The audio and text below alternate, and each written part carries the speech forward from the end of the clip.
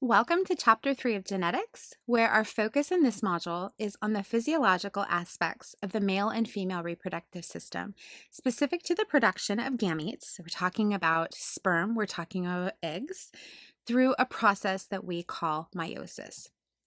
As we begin the chapter, we'll need to reflect back on mitosis from last module and use it as a rule stick to compare it to the processes of meiosis. Going through the chapter, be sure you can answer the questions: how are mitosis and meiosis similar? How are they different? You should be able to answer the questions: how are the structures of the male reproductive system similar or different from that of the female reproductive system? And Chapter 3 is going to give us an introduction to the anatomical components of male and female reproductive system. So we're going to look at it from an anatomy perspective as well as a physiological perspective. We're going to delve into the respective processes of spermatogenesis and oogenesis, or the making of our gametes, and then move on to the events of fertilization, implantation, and early embryo development. There are two major processes involved in the genetic continuity of all of our nucleated cells in our body. We're going to look at mitosis and meiosis. And although the mechanisms involved in each of the two processes are similar, the outcomes are actually quite different. According to Chapter 2, mitosis leads to the production of two identical daughter cells, each with the same number of chromosomes as the parent cell. This occurs in somatic cells, that is, all of the cells of our body except our gametes. Mitosis is how we replace skin, it's how we replace the lining of our digestive tract, it's how we replace all the cells in our body except it doesn't account for how we make our gametes, specifically sperm and egg, or we might call them oocytes. So, in comparison to mitosis, meiosis is this two-step process here by which there's a reduction in genetic content, the number of chromosomes we need to split precisely in half. In humans, this process allows us to go from 23 pairs of chromosomes, sometimes we call that just 46 chromosomes, to 23 individual chromosomes. This reduction of chromosome number occurs in the first step of meiosis, we call that meiosis 1, and is sometimes referred to as a reductive or a nuclear division. So we go from 23 pairs to 23 individual chromosomes. Meiosis 1 affords us the opportunity to introduce genetic variability. What I mean by this is that we don't see the production of identical daughter cells at the conclusion of meiosis 1 as we saw at the end of mitosis, or I should say rather, there's an opportunity for chromosomes. We're going to see some crossing over and sharing of genetic material, and I'll show you that in a few moments. We'll learn all about crossing over. The second step of meiosis we call meiosis 2, and to begin this step, we made cells holding individual chromosomes with a duplicate of genetic material from meiosis 1, so that's where we're starting at meiosis 2, and this chromosomal material, we call those sister chromatids. They're chromosomes, but they have their genetic material has been duplicated. And in meiosis 2, those sister chromatids move apart. They're pulled to opposite sides of the poles. They result in individual gametes with individual chromosomes, and we call that equational division, where each chromatid is now a distinct chromosome with an individual sex cell, or within, I should say, an individual sex cell. This reduction is necessary if sexual reproduction is to occur because we now have 23 individual chromosomes in a sperm, 23 individual chromosomes in an egg, and when those combine, we then again have our 23 pairs, just like we would see throughout the remainder of the rest of our body. So now that I've given you a glimpse of meiosis, I wanted to kind of focus on these components in a bit more detail and give you maybe more visual of what each of these steps represent when we talk about meiosis 1 and we talk about meiosis 2. So let's go ahead and do that now. Now, I just promised you we're going to begin with meiosis, and so here what do? I throw up a screen that shows you the steps of mitosis, and I think that actually makes sense to review mitosis real quick before we move on to mitosis. Now, when we talk about the cell cycle, remember from our last lecture, cell cycle is made up of interphase, So we have interphase here to here, of which we see the S phase, where we're going to have the duplication of genetic material.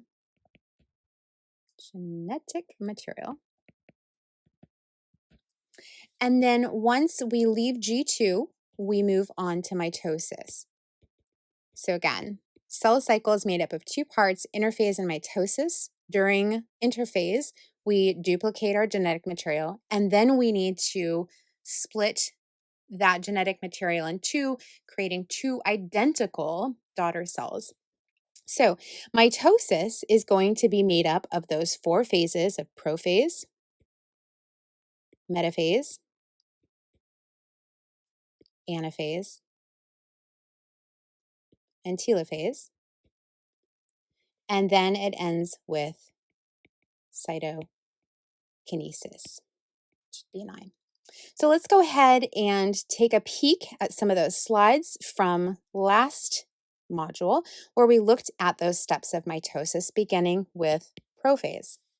So prophase is the first stage of mitosis. It occurs after the conclusion of G2 of interphase. And during prophase, we're going to see that those parent cell chromosomes, they were duplicated in the S phase of interphase. They begin to condense, compact, and they become visible under the microscope. And so we're actually seeing that here. Because each duplicated chromosome consists of two identical sister chromatids that are joined at a point we call the centromere, these structures are now going to appear. So our chromosomes are going to appear as X-shaped structures when viewed under a microscope. And so we will see them like this. And we're going to have our little centromere here. And this, let me get a different color real quick. This information here is a duplicate of this information, and that took place during interphase. The centrosome is usually close to the nucleus and consists of two centrioles. So we're going to see our centrioles here and here. These are typically oriented at right angles of one another. You might see them as more barrel-shaped in images in a textbook, or if you find other textbooks that you're relying on. The centrosome is duplicated during the S phase, and just before mitosis, these two structures here and here are going to move apart. So they're kind of hanging out along the nucleus and then move in this direction and this direction until we see that they are at what we call opposite sides of the poles. And all that means is they're kind of positioned across from one another with the nucleus in between. As mitosis proceeds, we are going to see some microtubules growing out from our centrioles. So we see that here, and we see it here. And they're looking to attach for something, but right at the moment, we still have a nuclear envelope in place, which means we can't see those microtubules attach. However, the nuclear membrane is going to dissolve, and thereafter, those microtubules are going to secure themselves to the targets. And really what they're securing to is to the kinetochores of each chromosome. And the kinetochores are just a complex of proteins positioned at the centromere in this region right here of each chromosome. So the next step is metaphase.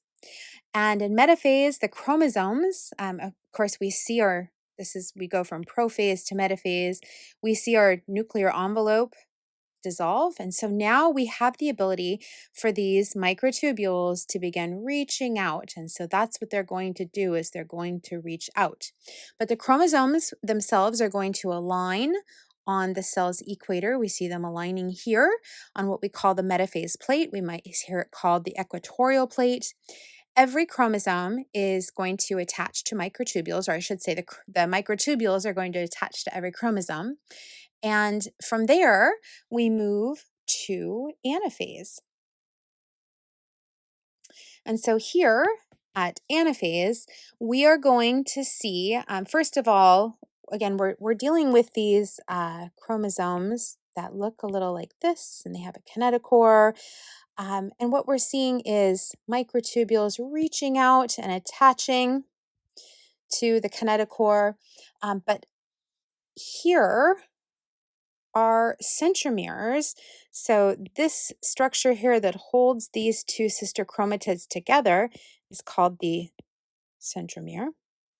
And the centromere is held in place. And so we're holding these two sister chromatids in place with something we call cohesin. It's a chemical called cohesin.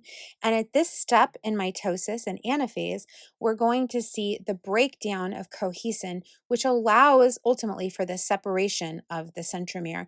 And so we will see, ultimately, we are going to see a sister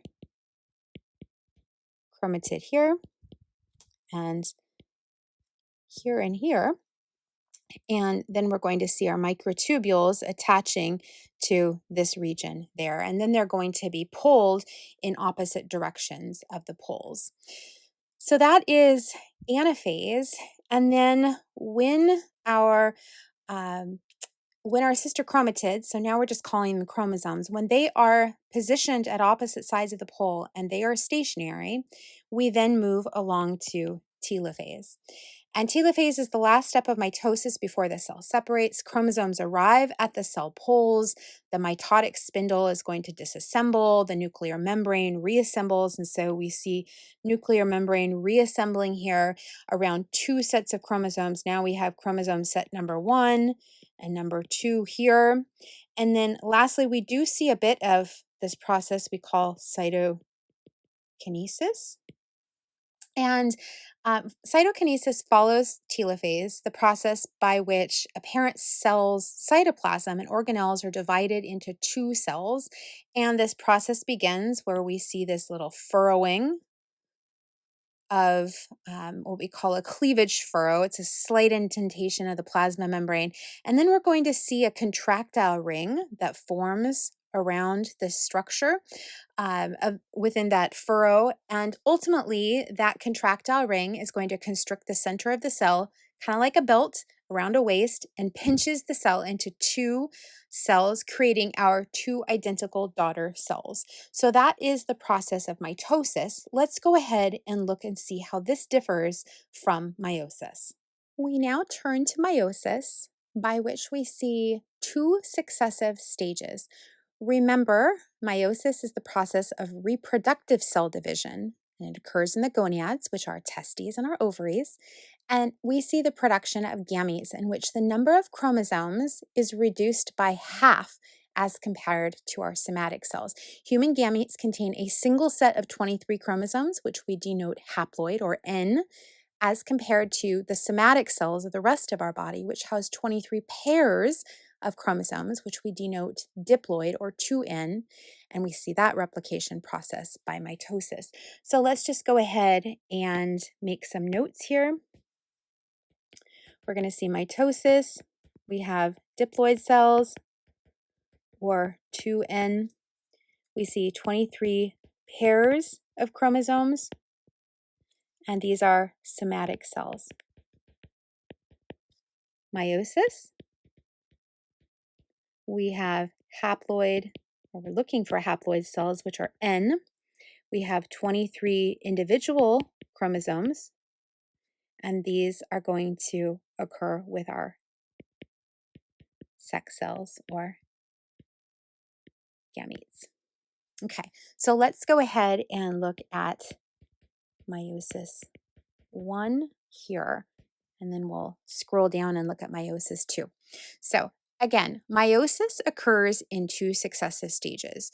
Remember during interphase, so this is part of the cell cycle, interphase that precedes meiosis 1, chromosomes in our diploid parent cell need to replicate. And as a result of replication, we start off with cells that consist of two genetically identical sister chromatids. Remember, this was the structure that looks a little like this.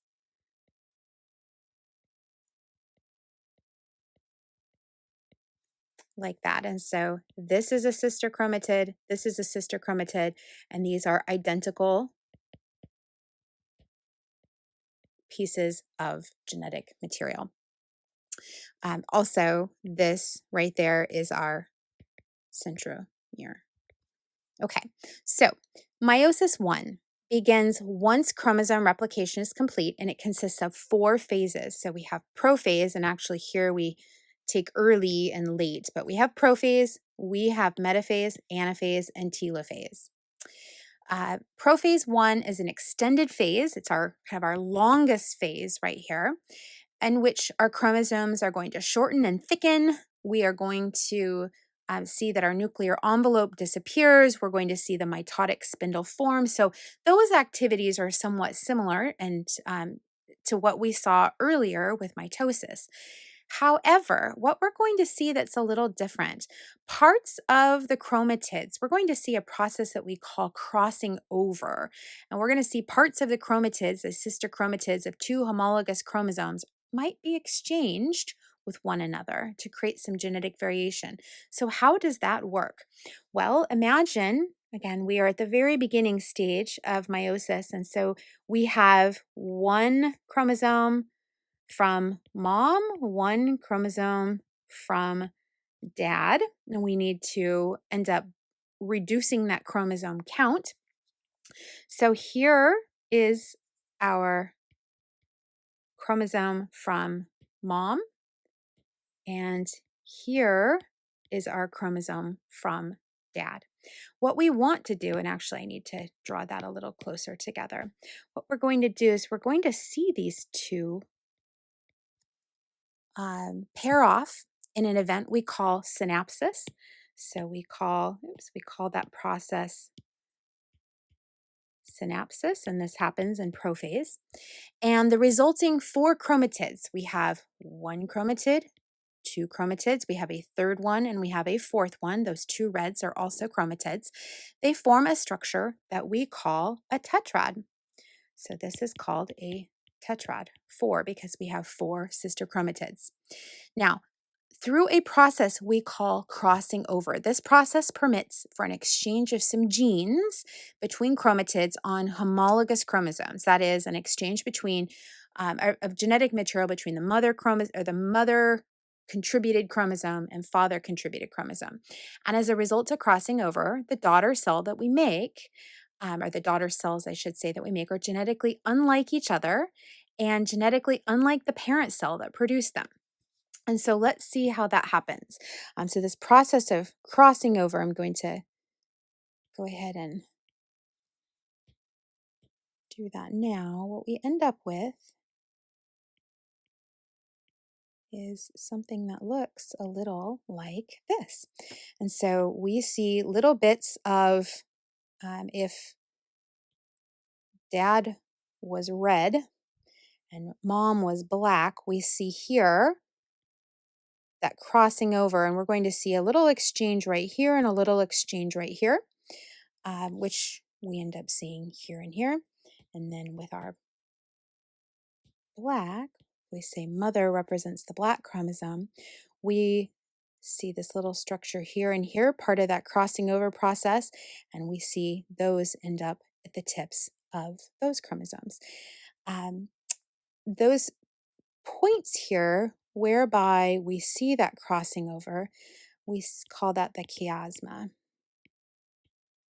So that is the process of crossing over, and that concludes prophase. Moving on to metaphase. Metaphase, the homologous pairs of chromosomes are going to line up at our metaphase plate. So we see that happening right here. We're seeing that lining up of activities whereby we have some unique new genetic material through the process of crossing over.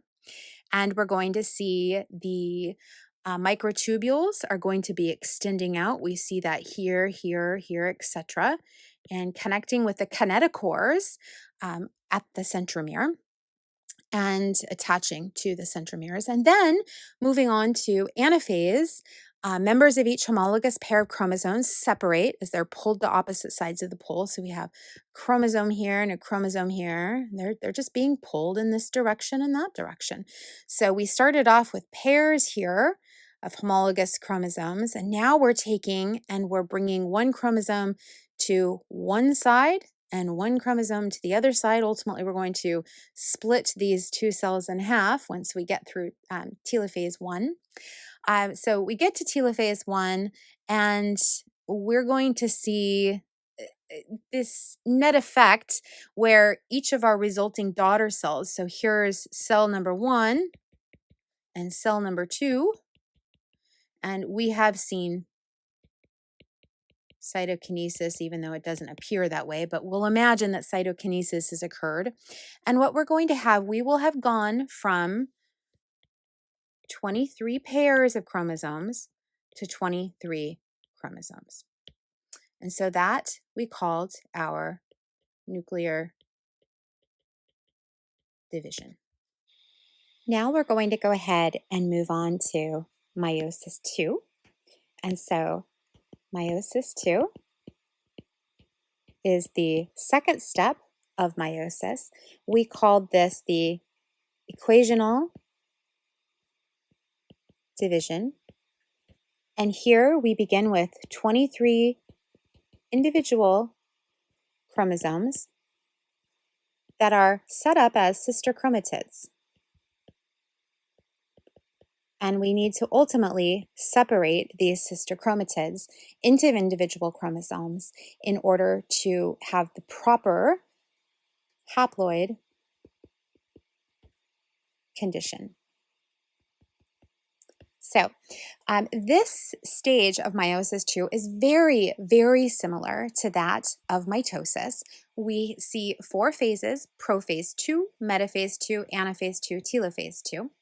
And again, very similar to mitosis, we don't see any crossing over. We see none of those events where we're seeing that bit of genetic variability here. That happened in meiosis 1. We do see a bit of genetic variability in terms of how we're segregating our chromosomes here at the end. However, we don't see crossing over take place. And so we begin prophase 2. Of course, our nuclear envelope disintegrates. We're going to see spindle fiber formation. We're going to see the attachment to the kinetochores. Moving on to metaphase 2, the chromosomes. We're going to see a line along that metaphase plate or the equatorial plate, and then we will see spindle fibers pulling those individual now chromatids to opposite sides of the pole. And this is what we're looking for. We're looking for that movement, separation of the sister chromatids into individual chromatids, of which one will move to one side of the cell, one moves to the other side or the pole of the cell. From there, with telophase, we're going to see the reformation of our nuclear envelope. So we see that here. We're going to see the beginnings of that furrow, that cleavage furrow, which ultimately lends to cytokinesis, by which we see 4 individual gametes form. So this is meiosis 2. The second step of meiosis, again, the equational division. If you have questions, feel free to reach out to me during office hours. Meanwhile, let's go ahead now and begin moving forward through the rest of this chapter's lecture. As we take a step back from mitosis and meiosis, I want to introduce you to the idea of homology. In genetics, homology is used to discuss chromosomes. Homologous chromosomes are those which contain the same genes in the same order along chromosomal arms. However, when we look at the term homology from an A&P scope or an anatomy and physiology scope, we can also use the term homology. But when we do so, we're talking about homologous structures in the body. Specifically, male and female, they have what are called homologous structures, structures that share a common origin during fetal development. For instance, we find homologous structures in the reproductive system of males and females. Specifically, the testes in men are homologous to the ovaries in women. They have a common origin during fetal development, which we'll learn about, and ultimately they have shared functions. They both produce gametes, either sperm or oocytes, as well as both produce sex hormones. But there are other homologous structures. A man's penis is homologous in structure to the woman's clitoris. A man's scrotum is homologous to a woman's labia majora. The list goes on. The idea of being homologous simply means a shared origin or similar structure or position. Beyond this chapter, and as I've alluded to, we'll consider homology when discussing homologous chromosomes. But here we're going to take into account some homology when we look at the male and female anatomy of the reproductive systems. So the first thing we're going to do is we're going to look at the male reproductive system. It's composed of the penis, the scrotum, the testes, a duct-like tubule system for the delivery of sperm and eventually semen, as well as accessory sex glands, contributing to the production of semen. In this particular chapter, the focus is on the testes and the duct-like system, including the epididymis, the ductus deferens, the ejaculatory duct, and the urethra, as well as the accessory glands, which we see as seminal glands, the prostate, and our paired bulbourethral glands. The scrotum, or the sac holding the testes, and the penis are not really a focus here, and as a result, with the exception of some musculature we'll talk about with the scrotum, they're not going to be discussed any further in this lecture. As we begin the focus of the activities in and around the testes, I want to point out that the two primary functions of the testes are involved in the production of gametes, or producing sperm, and in this case, mature sperm, as well as the production of hormones, testosterone being the key hormone being produced in the testes, which goes on to help with sperm maturation as well as promote secondary sex characteristics in the male, like axial, groin, facial, chest hair, maybe increasing bone and muscle mass, deepening the voice, thickening the skin, amongst other functions. So those are the functions of our testes. The male has two testes located outside the body cavity and held in a sac-like structure that we call the scrotum. The testes are temperature dependent. Sperm require a slightly lower temperature than body temperature to develop properly.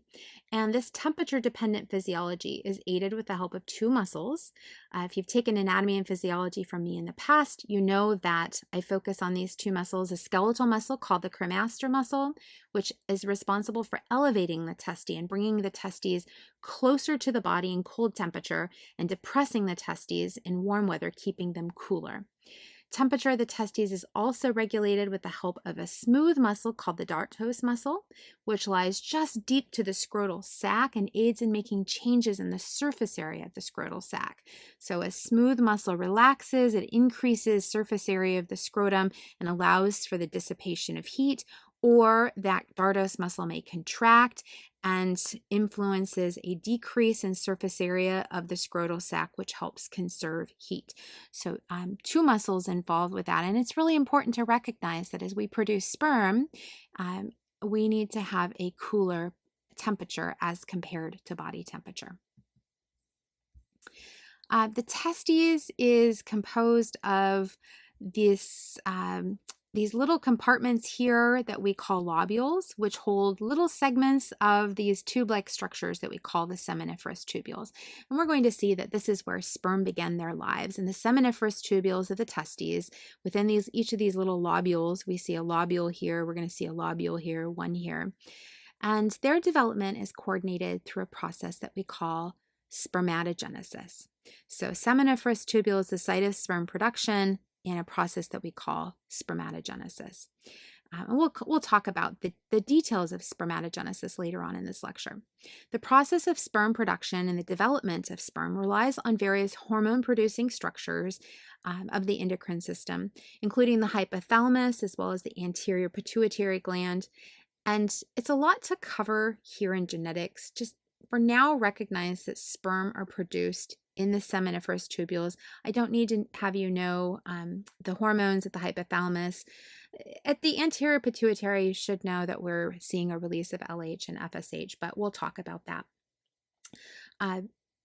What I want you to recognize is what happens here in our seminiferous tubules. We begin with stem cells that are called spermatogonia, which produce primary spermatocytes, which develop into secondary spermatocytes and finally transition into immature spermatids before they leave this area here in the testes and move out in this region, which we call the epididymis. And I'll go through those structures in more detail in a future slide where I talk about spermatogonia, primary spermatocytes, secondary spermatocytes, spermatids. But once we get to the spermatid, which is an immature sperm cell, those cells then leave the testes via the straight tubule, via the rete testes, via the efferent ductules until we get into the epididymis. The epididymis is going to be our site for sperm maturation, the very end process of spermatogenesis, which has been given a special name. We call that sperm maturation process, moving from spermatids, which are immature sperm, to sperm cells. We call that process spermiogenesis. Again, that happens in the epididymis, which is found in this region here. We have the head, body, and tail of the epididymis before we connect up here, moving toward the pelvic cavity, moving along the ductus deferens. So the epididymis is where immature spermatids undergo transformation. They develop their head, their body, their tail structures that we imagine them being. They go from being this round circular blob, an immature cell, to that cell that you imagine with head, body, and tail. The process of sperm production, that is spermatogenesis, and then the maturation process, which we call spermiogenesis, takes about 74 days. And if sperm aren't needed immediately, they can be stored here in the epididymis for a short period of time before they become reabsorbed.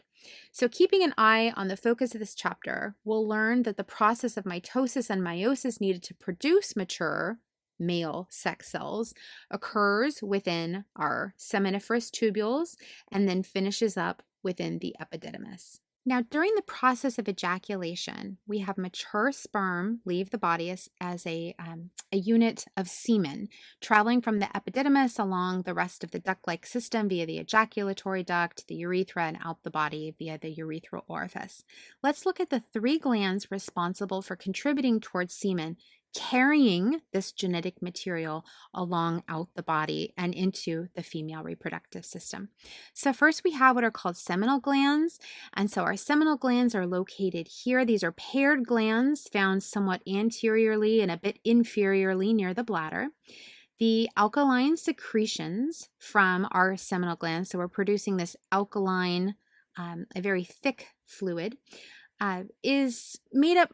makes up most of the volume of the semen, about 60 to 70% of total semen volume. And these secretions are going to include fructose, an energy source for sperm. We're going to see citric acid, which helps in the coagulation of semen into a thick gel-like substance upon ejaculation. And then seminal fluid also contains prostaglandins, which aid in sperm motility, as well as helps create a more receptive uterus for sperm. And that process is really cool, but it's really not necessary to talk about in genetics, so I will save you. The next gland that contributes to semen is an individual gland. It's called the prostate gland. So we had a pair of seminal glands. Now we have an individual gland that's called the prostate gland, and it's going to be located or found inferior to the urinary bladder, which is right here. Prostate secretions are slightly acidic. They contain citrate, another energy source for sperm, and they contribute some other enzymes. The prostate releases something called prostate-specific antigen, which is a protein in the blood produced by cells of the prostate and can help medical practitioners give some indication as to the risks of prostate cancer before symptoms present. It's a non-invasive indicator that has some accuracy. The milky fluid of the prostate makes up about 30% of our semen. So seminal glands were about 60 to 70%. The milky fluid of the prostate makes up about 30%. We're getting close to 100% here. The last gland is the bulbourethral gland, sometimes called the Cowper's glands. This is a gland pair, and they are found inferior to the prostate, and we see this here. And this is actually, this little region right here is where we're going to see movement from the pelvic cavity out of the body. So we see that separation right there. The bulbourethral glands secrete a thick, clear mucus-like substance at sexual arousal, not necessarily part of semen as the ejaculate itself. It helps, as a substance, it helps neutralize an otherwise acidic urethra. which is made acidic by urine, as well as helps lubricate the glans penis to aid in the penetration of the penis into the female reproductive system. So these three glands contribute towards semen, which carries our sperm and our genetic material along to the female reproductive tract, with the seminal glands and prostate gland contributing mostly toward our semen, and this helps prep the way, so to speak. When we talk about sperm anatomy, so I mentioned a few slides ago, spermatids are immature sperm cells that leave the seminiferous tubules. They travel along to the epididymis where they mature and spend time through this process called spermiogenesis. They develop into the structures we're familiar with seeing in illustrations with this nice little head, body, and tail. But as they arrive to the epididymis, we see them as more like blob-like structures. So sperm anatomy, once we get to the maturation process, again, has a head, midpiece, or a body, and the tail. The head, when we talk about the head contains the genetic information that will be considered the genetic material of the gamete. And so we have a nucleus there. We also have what's called an acrosome. An acrosome is a group of hydrolytic enzymes that are found at the very head of the sperm, and that helps us penetrate an egg, specifically a couple of layers of the egg, the zona pellucida and the corona radiata. So if I ask you what the functions of the head are, you should say two parts. You should say it carries the nucleus, and so the genetic material of the gamete, as well as it aids in penetration of an oocyte. That acrosome aids in penetration, and you should know the two layers, and we'll talk about those when we get to the discussion of the egg, but ultimately we're going to see penetration of the zona pellucida and the corona radiata of our egg. We have a midpiece or a body. That midpiece has the metabolic machinery needed to generate ATP. So we're going to see a significant amount of mitochondria here that's responsible for producing ATP, which then helps move our tail. And the tail's function is for locomotion. So that is the process of spermiogenesis, moving from this kind of blob-like structure here all the way to this streamlined looking mature sperm cell that travels along the female reproductive system. Now, let's go ahead and look at the actual process of spermatogenesis. This occurs, again, in the seminiferous tubules. It happens at puberty, and then it continues on through the life cycle of a male. Males can certainly produce sperm every day of their lives up through old age. The development of mature sperm on average is about 74 days. I think our textbook doesn't refer to it at all, but various anatomy textbooks I use or have used in the past give a range of between 65 and 75 days. And men make a significant number of sperm each day, somewhere on the lines of 90 million or more sperm each and every day. We have a variety of cells that are going to be involved with the production of our sperm cells. And the first of those are our germ cells we have as spermatogonia. These are our stem cells that give rise to immature sperm cells. And then we have what are called cystenocytes. We might see them called Sertoli cells or nurse cells. These are our supporting cells that help with the formation of our immature sperm and help guide those immature sperm along to where they need to go. We have some interstitial cells that are found outside of our seminiferous tubule. So if this is the lumen of the seminiferous tubule, we might see some interstitial cells out here. They're responsible for receiving messages from the anterior pituitary gland and then going on to produce testosterone, which helps in the maturation process of sperm. And lastly, we have some smooth muscle cells called myoid cells within our seminiferous tubules that are going to help squeeze those immature sperm as well as some testicular fluid out into the lumen so that we can move on from the seminiferous tubules to the epididymis where we see spermiogenesis. There are 3 steps involved in the process of spermatogenesis with the help of those 4 cells we just discussed. We have mitosis, first of all, of our spermatogonia. So our stem cells undergo mitosis to make a daughter cell from the stem cell. And then we're going to see meiosis in 2 steps, meiosis 1, meiosis 2. That will give us immature sperm cells, by which then we move, and this of course happens in the seminiferous tubules. Then we're going to move on to spermiogenesis, which is the last component of spermatogenesis, and we're going to see the maturation process of those immature spermatids. So taking a look at this in a bit more detail, and I'm going to actually go through and we're going to work this image out together and we'll talk through this image.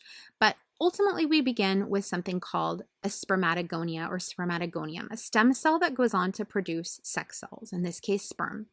And that process by which we can create a cell, like that first starting cell that begins the process of spermatogenesis, we need to see the division of our stem cell via mitosis. So the spermatogonium duplicates itself, produces an identical daughter cell that we call a primary spermatocyte. That's here, primary spermatocyte.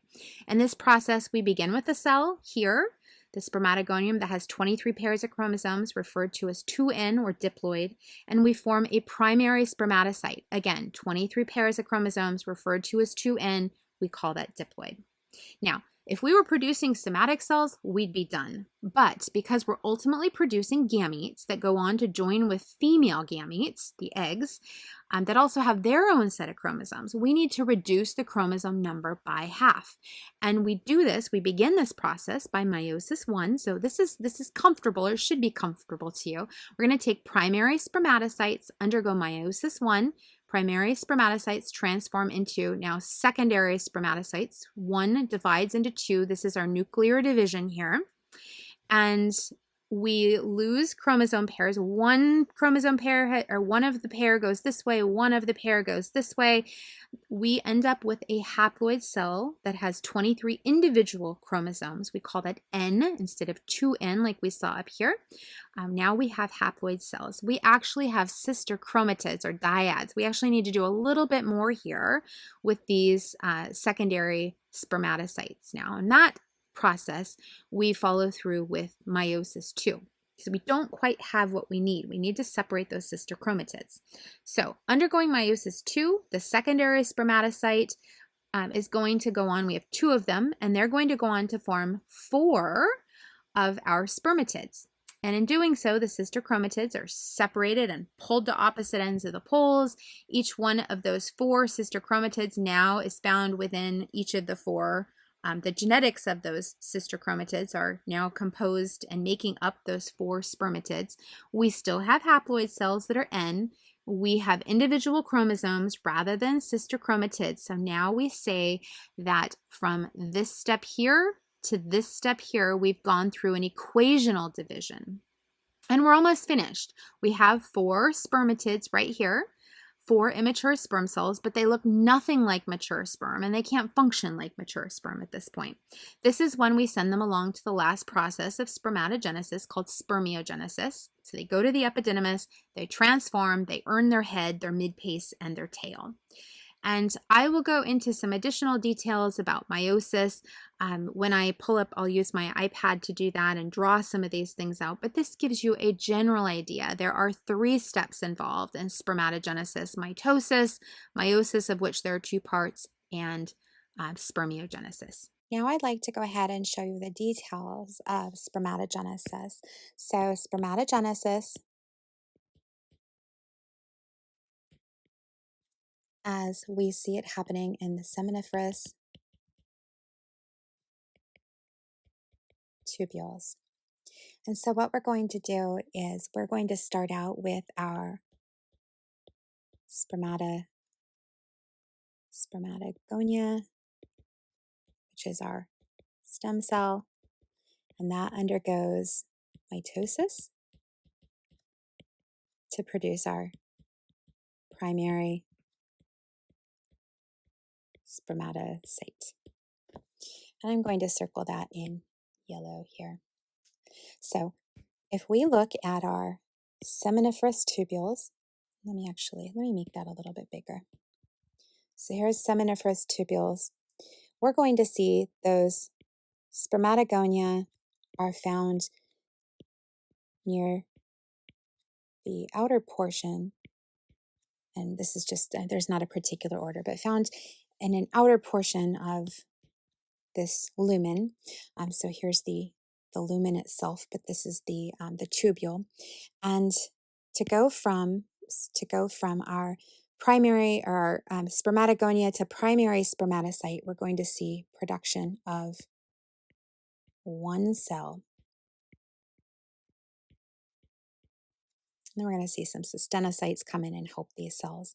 Now we're going to move, and that happens by mitosis, as I mentioned here. Now we're going to see meiosis 1. And actually, I should say this cell is 2N. Now we're going to see meiosis take place, leading to secondary spermatocytes. And I'm going to circle that in red. And what we'll see here is now each of those primary spermatocytes undergo nuclear division to create two cells. I'm making lots of little marks here. And we are going to see now we have N. So this was our nuclear division, by which we went from 23 pairs of chromosomes to 23 individual chromosomes. And mind you, these are sister chromatids. So they look like this at this point. All right, so now let's go to meiosis 2, which is our equational division. And actually, we make two cells that are N. I don't want you to think that's 2N, that's just N right here. And we say that these are now haploid cells. Make sure we point that out. Okay, so now we're going to create spermatids. So we're undergoing meiosis 2. We're creating some more cells. Let's make sure we put that in here. So 1, 2, 3, 4, 1, 2, 3, 4, etc. Each of those red make two blues. I can't quite get all of those in here. I'm going to make them really small. You get the idea. We'll do that the rest of the way around. These are also haploid cells. Oops, we'll put haploid over here. Just go haploid. So they are N. And these are immature sperm cells, which look a little like blobs that move on to the epididymis to undergo spermiogenesis. Let's see, what am I forgetting? At this point, now we have, so here at secondary spermatocytes, we have those sister chromatids. Now we have separated those, and each of those belong in their own cell. So again, we still have 23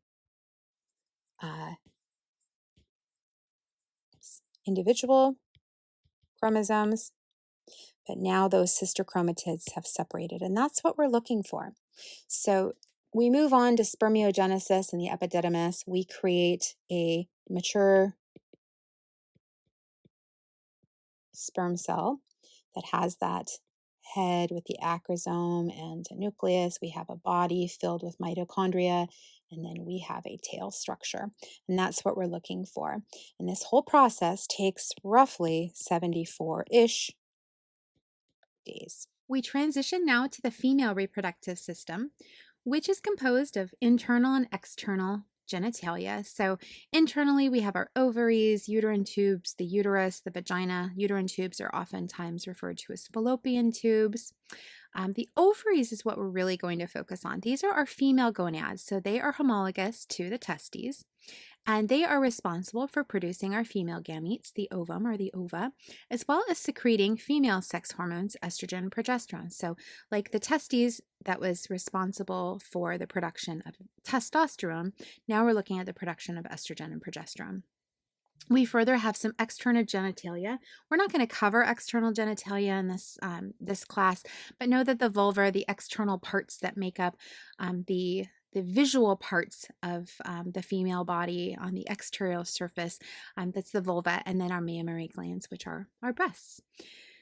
Now, let's go ahead and pop into this next slide. Again, I mentioned already two primary functions of ovarian tissue. We produce gametes, we produce hormones, estrogen and progesterone.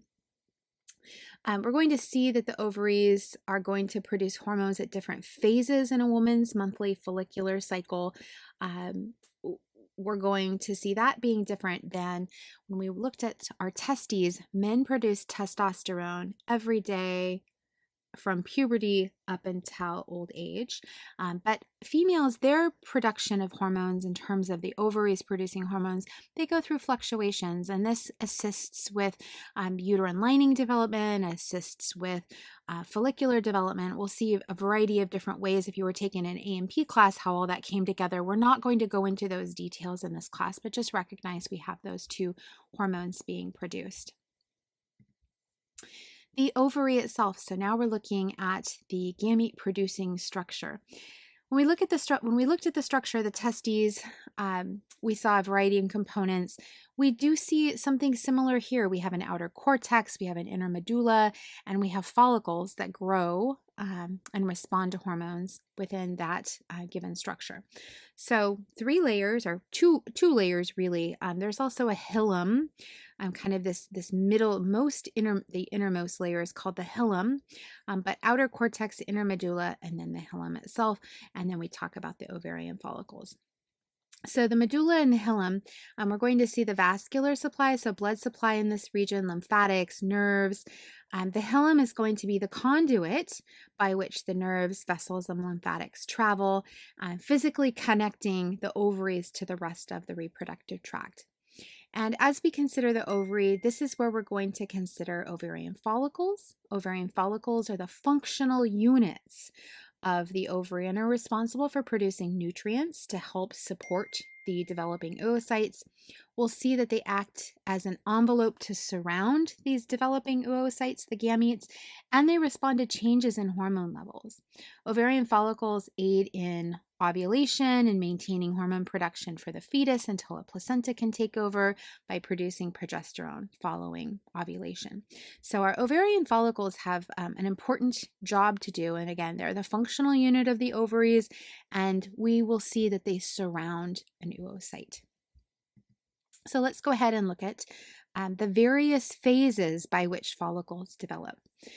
The process of producing oocytes occurs in these ovarian follicles that are found along the cortex, or the outer layer of the ovary. And this begins when a hormone stimulates an immature follicle called a primordial follicle to begin to mature. The walls of the follicle begin to thicken, and so we're going to see primordial follicles become primary. We tend to see these as simple squamous cells that become cuboidal, and then we're going to see these follicular cells surrounding an oocyte become multi-layered or stratified through this initial process going from primordial follicle to primary, primary to secondary.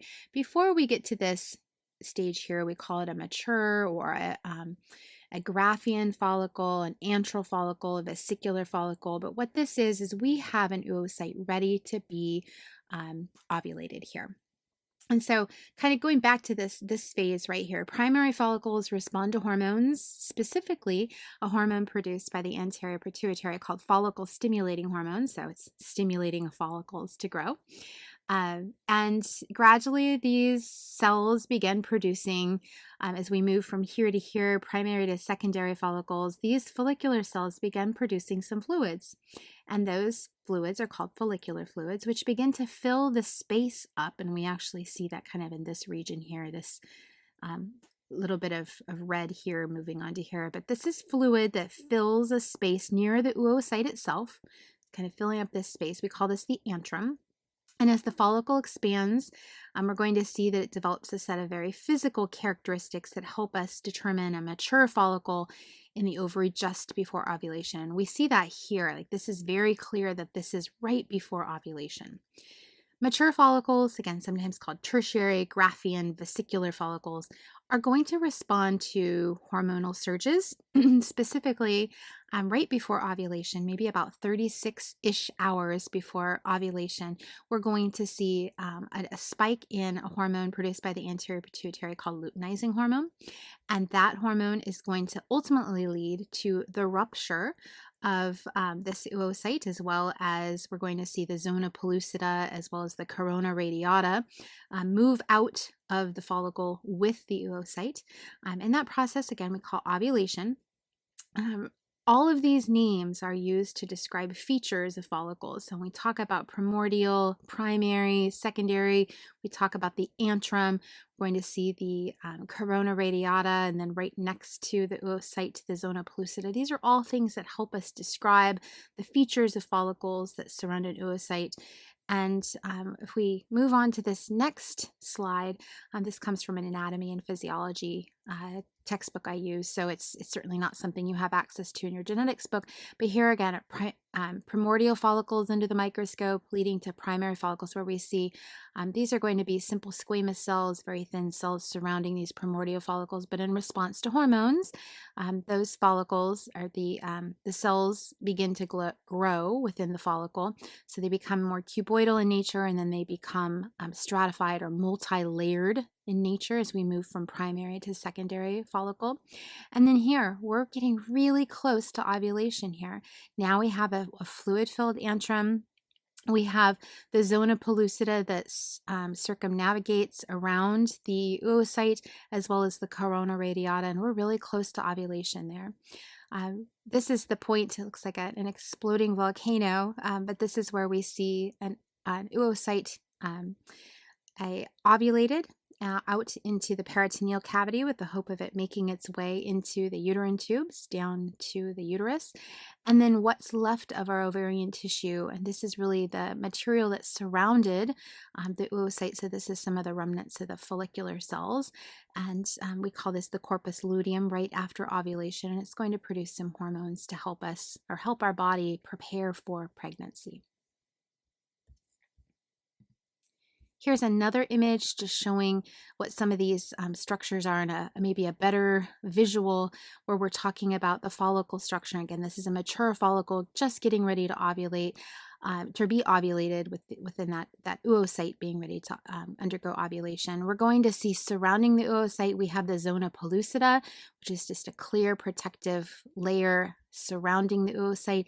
And then outside of that, we have the corona radiata. And again, both of those layers leave with ovulation. So they continue to surround the oocyte. And when sperm are in the vicinity and want to penetrate an egg to fertilize an egg, they actually need to cross, and they use their acrosome to help them move through the corona radiata as well as the zona pellucida. We further have these cells here, the follicular cells we call theca folliculi at this point. It's a double layered, of which we have an internal layer that is secretory in nature. It secretes some hormones. It's going to produce estrogen. It's going to respond to luteinizing hormone, which is being produced by the anterior pituitary gland, as well as it's going to produce progesterone after ovulation. The theca externa, so this more external layer here, is more of a smooth muscle-like layer, and that's going to aid in ovulation itself. So these are the follicles and all the structures of the follicles that are involved with ensuring our oocyte matures and goes through that process of meiosis 1, getting ready to start meiosis 2. We start meiosis 2, we ovulate, which is a little different than what we see with men.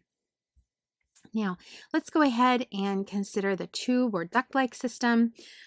The tube or duct-like system is composed of 3 parts by which our oocyte is going to travel down while our sperm cells travel up. So first of all, we'll go with the uterine tube. So here are our uterine tubes right here. They receive an ovulated oocyte, and it's the most common site for fertilization to take place. So sperm, when introduced to our reproductive system as a female reproductive system, sperm will travel up through the uterine tubes looking for and hoping to encounter an ovulated oocyte. We have three parts to the uterine tubes. Most medial, we have this isthmus right here. So this is the narrow, more medial part, closer to the midline of the body. And then we're going to have an ampulla, which is this region right here. So we're moving laterally out. And then finally here, we have the infundibulum. The infundibulum is associated with the fimbriae, which are these little finger-like projections that have this sweeping motion to try to guide an ovulated oocyte into the uterine tubes. The uterus. The uterus is the second of our tube-like structures of the female reproductive tract. Of course, this is where we will see implantation, or we should hope to see implantation of a fertilized egg. It's hollow, it's thick-walled, it's very muscular. It serves to retain, and nourish a fertilized egg. And there are several regions. So we'll go ahead and begin with the most inferior region, which is the cervical canal, which moves this way. We have the cervix itself here, the opening into the vagina. This opening is called the external os. We have an internal os right here. This is going to be our uterine cavity and the body of our uterus. We have the fundus, or this rounded superior region right here. So this makes up the various structures of our uterus. And then lastly, we have the vagina. So the vagina is very elastic, it's muscular, it extends from the cervix here all the way to the exterior of the body. We're going to see that the urethra runs parallel to it. The vaginal canal, we have a few secretions, thanks in part to some bacterial species that live as our normal microbiota or resident microbiota within the vagina. But we have a low pH, or acidic pH, is somewhere between 3.8 and 4.5. And there are three major functions of the vagina. We use it as a birth canal, we use it as a passageway for menstrual flow, and we use it for our organ of copulation. Now let's go ahead and talk about oogenesis. Before we dive too deep, we've discussed the process of spermatogenesis, and that led to the production of 4 mature sperm. We're going to find some differences with oogenesis. We're not going to produce 4 mature oocytes, but we're going to produce at least 1. Let's go ahead and consider oogenesis as that physiological process by which female gametes are produced. It begins in the fetal period, so before a female is even born. The stem cells involved with the production of oocytes, we call those stem cells oogonia. They divide by mitosis during the fetal development period to produce primary oocytes. So before a female is even born, before I was born, while I was still being carried by my mother, primary oocytes were formed. And then they were paused at prophase 1 of meiosis. Remember what's happening at prophase 1? We see that crossing over event by which we see crossing over of homologous chromosomes to introduce some genetic variability to our gametes. So this is where we will stay, and where our our oocytes are going to stay until puberty. And then periodically through puberty, we will recruit some of these primary oocytes from month to month, which develop into secondary oocytes that pause. So we are right before ovulation now of a given month, and we see that those secondary oocytes pause at metaphase 2 of meiosis 2. They are haploid in nature, but we haven't yet separated sister chromatids. And I'm going to draw this out for you, but just get an idea of that. This is what happens right before ovulation. So when we ovulate a secondary oocyte. It's not mature. We still have sister chromatids that need to be pulled apart, but an ovum, a mature ovum, actually we don't see happen unless fertilization takes place. So if a sperm cell penetrates that corona radiata and the zona pellucida and enters the oocyte, at that point the secondary oocyte moves on from metaphase 2 and completes meiosis 2, after which time then that nucleus of the sperm cell can go ahead and unite with the nucleus of the oocyte to create a new diploid cell. So this is a little different in terms of how this works. We looked at production of sperm in males from puberty to old age, and here now when we talk about oogenesis, it happens before a female is even born. And then it has some strange things that happens. We go through the part of meiosis before we are born, and then we pause until we hit puberty. And then from that point, we periodically make secondary oocytes. And those secondary oocytes never mature to a mature egg unless fertilization takes place. So we've undergone ovulation. That oocyte, that secondary oocyte, is traveling down the uterine tubes and potentially encounters a sperm. That's when we hit this point where we are at a mature oocyte and the development of a potential zygote. Let's go ahead and do the same steps that we used for spermatogonia and spermatogenesis we will do for oogonia and the process of oogenesis. So we'll do that now. So first of all, we're going to start off with some stem cells. So we have stem cells that are called oogonia, and they are 2N, so they are diploid cells. And of course, these are stem cells. So we need to see mitosis take place in order to create these primary oocytes. Again, those are 2N. And from here, this is happening in fetal development. This, so moving in this direction, fetal development.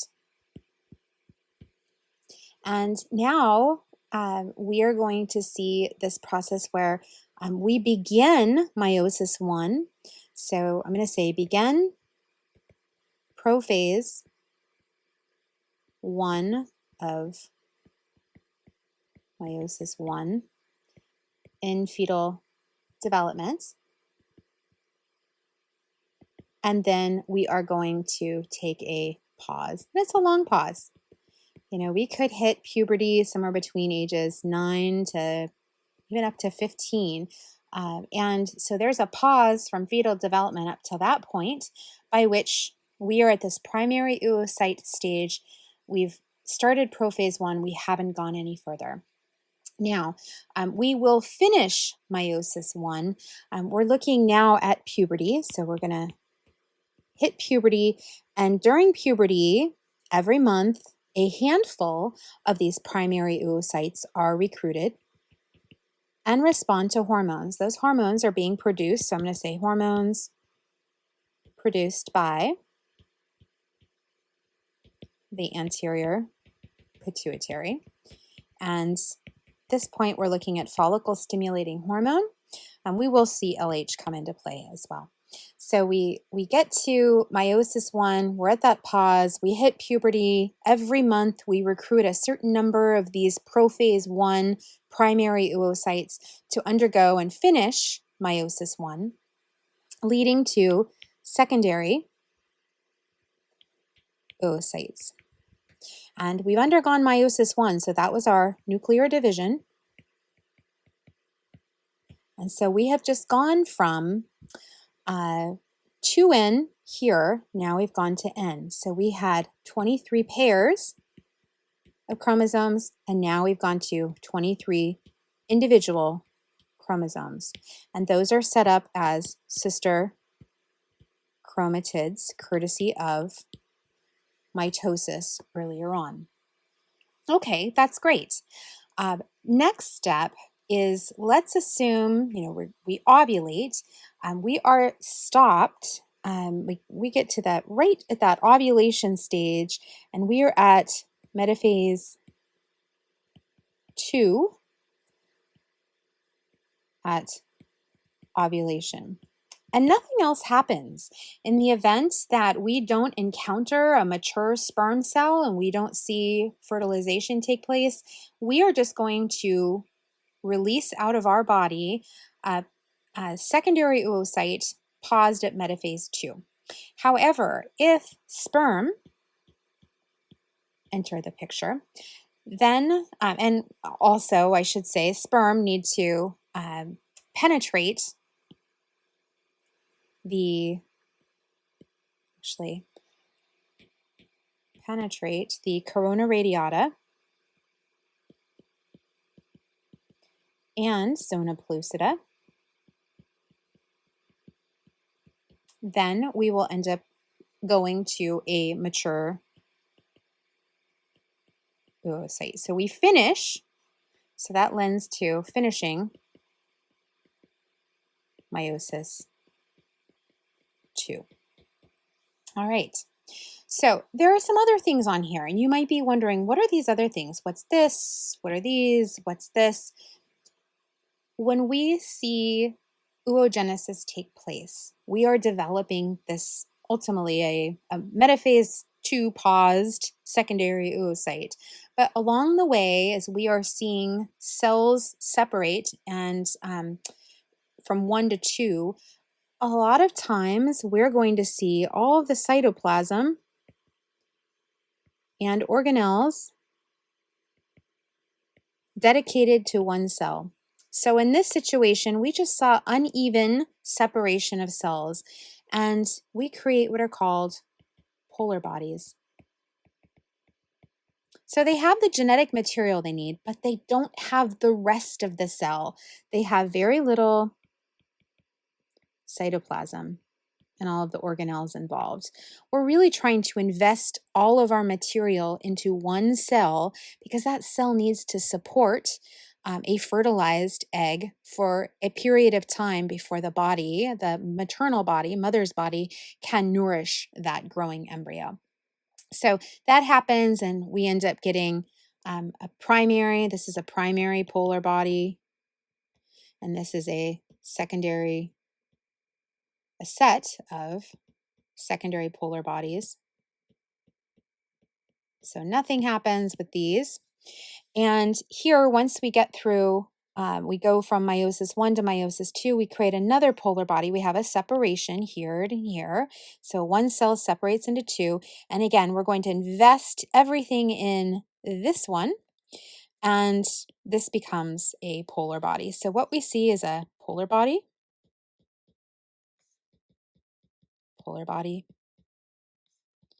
and polar body. And these don't go on to do anything. These are just lost. So in contrast to the male system, where we saw one stem cell undergoing mitosis, which then led to 4 gametes, here we had a stem cell in fetal development by which we create primary oocytes. And through this variety of steps, we only end up with one mature egg, assuming fertilization has taken place. Now, just to go ahead and regroup, comparing oogenesis with spermatogenesis, this slide provides a side-by-side, or maybe I should say a top-to-bottom visual of the major events of meiosis. So again, oogenesis, spermatogenesis, and along the top here, we see a timeline. So we talk about the prenatal period. We don't see anything with men in the prenatal period, or much of anything, because again, we don't see much of anything happening there until a male reaches puberty. Whereas we talked about fetal activities for the female. So that's going to be where we see timeline differences. And I'm going to let you go ahead and consider this chart on your own. Do take into account, remember, where we're going to see diploid and where we'll see haploid. We go from 23 pairs of chromosomes down to 23 individual chromosomes. And then from 23 individual chromosomes, we actually take the sister chromatids and we pull those apart in that equational division process. So go ahead and take a look at that. But now let's go ahead and see what happens when fertilization takes place. So now we have sperm united with egg. So fertilization occurs when sperm and egg unite, and the genetic material from the haploid sperm cell joins a haploid secondary oocyte and merges into this single diploid-like nucleus. As a result of the union between these 2 gametes, the diploid cell is once again established. We went from 2 haploid individual cells to 1 diploid cell, and each parent has contributed genes to an offspring. Of the 200 million or so sperm that are introduced to the vagina with each ejaculate, less than 1%, so 2 million roughly, reach the cervix, and only a small number of those, maybe 200 or so, actually go on to reach the secondary oocyte that has been ovulated and makes it into the uterine tubes. Fertilization normally occurs in the uterine tube within 12 to 24 hours after ovulation. And sperm can remain viable for about 48 hours after the introduction into the vagina. And the last piece to think about is a secondary oocyte is viable for 12 to 24 hours after ovulation. So we're going to have a very short window by which pregnancy can take place. Pregnancy is most likely to occur if intercourse takes place during a very narrow and precarious 3-day window from about 2 days before ovulation because of the viability of sperm up to 1 day following ovulation. So we have this rough 3-day window. How do we know if we're a sperm? How do we know where to go? Well, there's a process that we call capacitation that sperm must undergo. So, the process of capacitation. This is the very final step that sperm undergo to mature, and that actually occurs in the female duct system, typically the uterus and the uterine tubes. And it requires contact with secretions of the female uterine tubes and involves the destabilization of the acrosome on the head of the sperm. Remember, we talked about that acrosome. And that destabilization of the acrosome is going to allow the sperm head to go on to bind and allow the sperm head to go on and bind and penetrate an oocyte. The process of capacitation, so once sperm make it into the female body, the process of capacitation and kind of readying the head to be penetrating an oocyte takes 5 to 7 hours, and it results in sperm that are more active. We call these sperm hyperactive, and those sperm have the ability to sense the location of an oocyte through a process we call chemotaxis, or the migration of cells in response to some kind of signal. In this case, it's chemicals that are being released by the oocyte.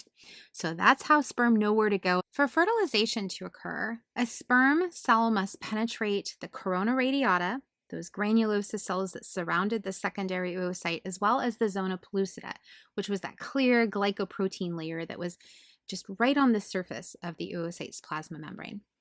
Penetrating the zona pellucida, that inner of the two layers, triggers what we call an acrosomal reaction, the release of the contents of the acrosome, which contain digestive enzymes that help digest a pathway through the zona pellucida. Only the first cell, this first sperm cell, to penetrate the entire zona pellucida and reaches the oocyte's cell membrane fuses with the oocyte. That fusion process we call syngamy, or coming together of sperm and secondary oocyte. Within a few seconds, the cell membrane of the oocyte changes, which ensures that multiple sperm cannot fuse with the oocyte. We see a series of internal events also occur within the oocyte. So that cell membrane change prevents other sperm cells from penetrating, and then we have an internal group of activities within the oocyte that takes place immediately following or within a few moments following fertilization. Once sperm enters, the oocyte is going to complete meiosis 2. Remember, we had a secondary oocyte that was paused at metaphase 2. Now we can see the completion of meiosis 2. Recall at this point that we have a sperm cell that has sent its nucleus in, but we won't see the combining of the two nuclei, these 23 individual chromosomes, one from the oocyte, one from the sperm, until meiosis 2 is complete. At that point, so we're waiting for that meiosis 2 to complete. We have what's called a male pronucleus that's hanging out. We have a female pronucleus that's hanging out. And in the embryology lab, if we were working in a fertility center in an embryology lab, this step we would call the 2PN stage. 2PN, if we're looking underneath the microscope and we're trying to see if meiosis 2 is finished, we should see 2 pronuclei. So 2 nuclei that have not yet fused together to create a new diploid cell. But the fusion of these 2 haploid or N pronuclei restores the diploid number, and the fertilized ovum is now called a zygote. All right, so let's talk a little bit about the early stages of or steps of development once we've created this zygote. So, fertilization commonly takes place within the uterine tubes here. And after fertilization, we're going to see this rapid mitotic process by which cell division takes place, and the zygote undergoes cleavage. Um, the first division of the zygote begins about 24 hours post fertilization. It's complete after about 6 hours. So it takes about 30 hours for one cell with two nuclei that have fused to become two cells. And from there, the second day after fertilization, the second cleavage event has taken place. Now we have 4 cells. By the end of the third day following fertilization, a healthy zygote should have about 16 cells. And if you're working in an embryology lab, embryologists are looking for these steps and stages and numbers of cells to determine the health of a zygote. These cells, the cells that, we go from 1 to 2, from 2 to 4, from 4 to 8, from 8 to 16, those individual cells are called blastomeres. Successive cleavage events ultimately produce a solid sphere of cells that we call the morula. So we go from a zygote to a morula. Still surrounded by our original zona pellucida. So our zona pellucida is still in place, which acts as this structure to prevent the size of the morula from getting bigger. We might get more cells, but we continue with the same size that we saw initially. And as the morula continues down the uterine tubes, we're continuing moving along down the uterine tubes, it enters the uterine cavity around day 4 or day 5 after fertilization. And at this time, the glands of the endometrial lining, that stratum functionalis layer that you may or may not be aware of, releases substances that interact with this developing morula, providing nourishment for our growing structure. The substances stimulate changes in the morula. Right now we're at about 32 cells, and at this point, at the 32 cell stage, we go again 1 to 2 to 4 to 8 to 16 to 32. We develop what's called a blastocyst cavity. So we're going to go from morula kind of into this area where we're developing this hollow cavity called, now we're going to call this a blastocyst. And it still is going to remain the size of the original zygote because we still have the zona pellucida surrounding the structure. But right now, blastomeres, those individual cells, are going to begin rearranging, forming 2 distinct structures that we call the inner cell mass and a trophoblast. The inner cell mass is located internally, and it's going to ultimately develop into the embryo itself. The trophoblast is the outer, more superficial layer, and it's going to form the walls of the blastocyst and ultimately develop the placenta. Now, moving forward on the 5th or 6th day post-fertilization, again, we're in the uterus here. These events that we've just talked about have taken place. The blastocyst is going to hatch from the zona pellucida. So we have a hatching blastocyst. And that blastocyst is going to digest a hole in the zona pellucida and squeeze through the hole. And we see that structure right here. It's a beautiful thing to see in an embryology lab. And this will now allow, once we have a hatched blastocyst, this is going to allow for implantation. And when you talk about IVF and egg donation and embryo transfers, what we see is now in embryology labs, we're trying to transfer embryos at about this stage right here. So implantation takes place very quickly.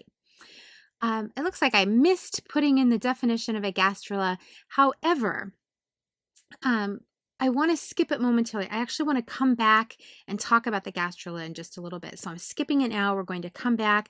We're going to talk about implantation before we talk about the gastrula. So there's a point or a reason by which I haven't given you a definition yet. The blastocyst remains free within the uterine cavity for a day or so before attaching to the uterine wall. And we tend to find that it attaches and implants about day 6 post-fertilization.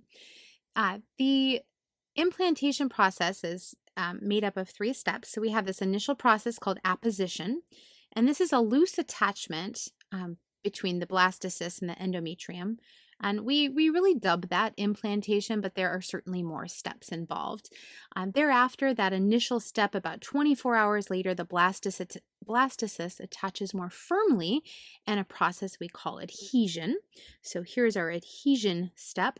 And then around 8 days following fertilization, we're going to see that this what at this point we're calling it a trophoblast, undergoes further growth. It secretes some enzymes that enable it to penetrate the uterine lining.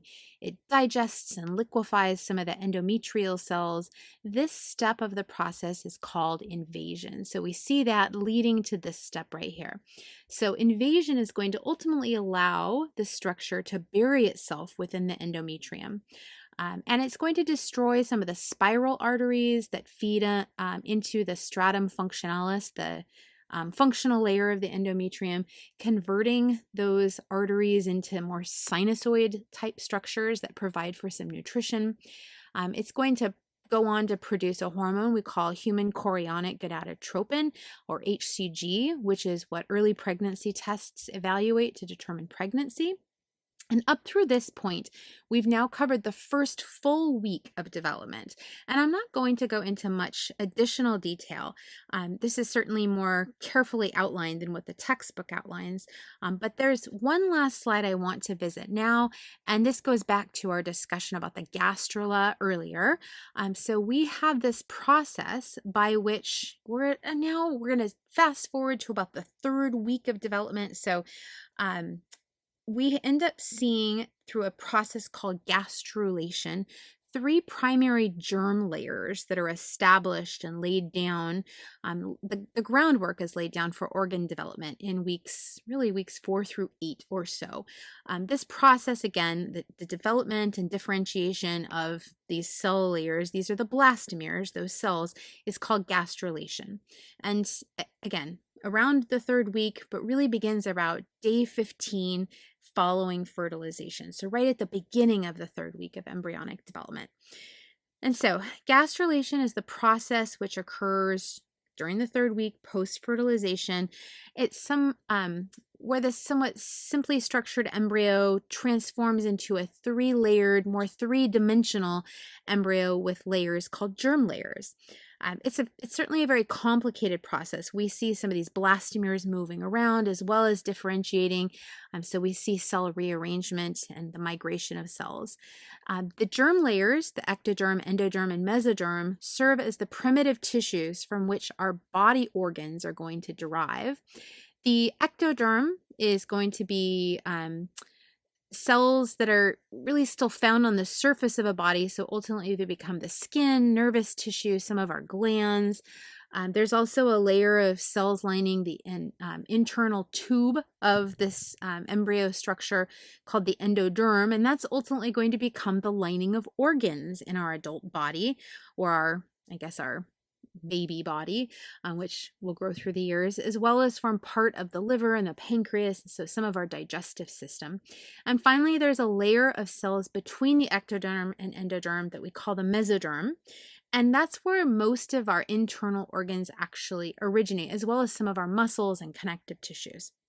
So this is a good time to point out that the cells and germ layers are somewhat restricted in their development potential. So we had a very unrestricted potential earlier on in development, but at this point, now we see cell types beginning to differentiate, and they have a path by which they must take. We call that cell determination, and that process begins at gastrulation. So just now going back to our one last definition, the gastrula. This is the kind of talking about the gastrula now. It's a hollow cup-shaped structure by which germ layers, the endoderm, the mesoderm, and the ectoderm, serve as primitive tissues from which our body organs and body structures are derived. So that's going to finish this chapter. Certainly there's a lot of material here. There's like A and P here. I put out some iPad things where I drew some things out. I know that took time. If you have questions, if you're having struggles with anything, if you're struggling with meiosis and oogenesis, spermatogenesis, reach out to me. We can schedule something by Zoom. And in the meantime, as always, have a great day.